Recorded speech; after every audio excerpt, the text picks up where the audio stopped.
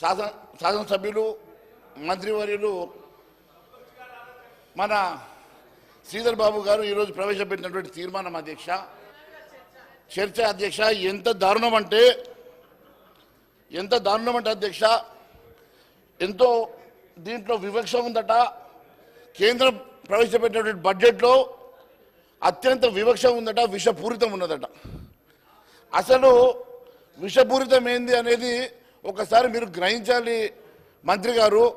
మీరు మీ బడ్జెట్లో కానీ గతంలో అలొకేట్ చేసినప్పుడు 4,000 కోట్ల రూపాయలు ఒకే నియోజకవర్గానికి ముఖ్యమంత్రి గారికి ఇచ్చినప్పుడు, మరి 4,000 కోట్ల రూపాయలు ఇచ్చినప్పుడు మిగిలిన నియోజకవర్గాలు కానీ మిగిలిన జిల్లాలు కానీ ఏ రోజున ఆలోచన చేశారా అని అడుగుతున్నా. వాళ్ళు కూడా మీలాగానే ఆలోచన చేసి మా జిల్లాలను పూర్తిగా విస్మరించారని, మా జిల్లాలకు ఇవ్వలేదని ఆ జిల్లా వాళ్ళు కూడా ఈ రకంగానే తీర్మానం చేయమంటే తీర్మానానికి మీరు సిద్ధమా అని అడుగుతున్నా. అదే మాదిరి గౌరవ మంత్రి గారు మాట్లాడుతూ, నిన్న ముఖ్యమంత్రి గారు మాట్లాడుతూ, నిన్న కూడా చాలా దారుణంగా మా ఎమ్మెల్యేలని ఎంపీలని వారితో పాటు మా ఇద్దరు మంత్రుల్ని ఇష్టానుసారంగా కామెంట్ చేయడమే కాకుండా ఒక విషం చల్లేటువంటి కార్యక్రమాన్ని చేపట్టారు అధ్యక్ష.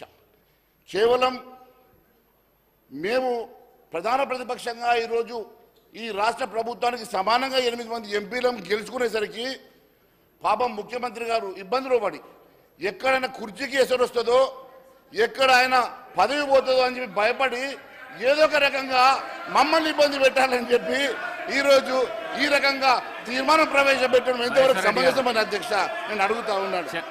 అధ్యక్ష ఒకటే అడుగుతా ఉన్నాను అధ్యక్ష, కేంద్ర బడ్జెట్లో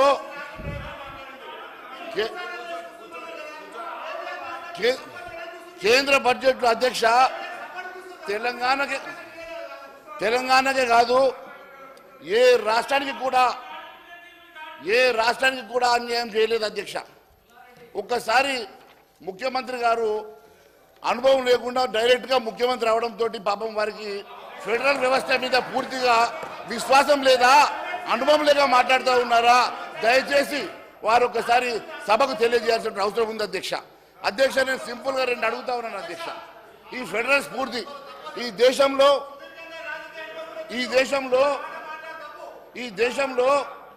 ఏ రాష్ట్రంలో కూడా, ముఖ్యంగా ఉమ్మడి ఆంధ్రప్రదేశ్లో కానీ తెలంగాణ రాష్ట్రంలో కానీ ఏ రోజు కూడా జరిగినటువంటి ఒక కొత్త చర్చకు దారితీసినటువంటి ముఖ్యమంత్రి గారు.